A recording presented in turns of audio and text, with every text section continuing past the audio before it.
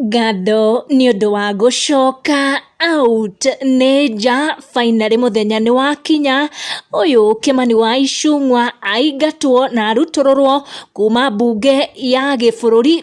Mr. Speaker, I will not go to the demerits and merits of that matter. I will go to what the court concluded, which is that the Azimio side is the majority.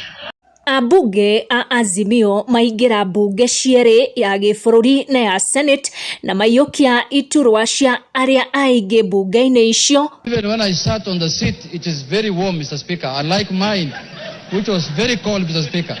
Kimani wa Icung'wa aikio nja wa giturwa giki akehetwo ni President William Ruto ta mutongoria wa aria aingi bunge-ini ya gibururi. Icung'wa atunywo kamweke kau riria bunge a Azimio maingira bunge-ini ya gibururi na Junet Mohamed akorwo agiikarira giti kiu. Maundu makorwo makihanika nginyagia kuria bunge ya Senate kuria bunge a Azimio mauga ati ni makurumirira watho uria igoti iragikorirwo ikiruta Julius Maina atongoria a Kenya na gutanya ati maundu no magucenjia ari impeachment ya Gachagua, akiuga koguo onayo kwina uhotekeku iri mugaru na watho angikorwo tuturwa tuu twagitumikire guikia Gachagua nja igoti ni rathanire ati twari twa maheni.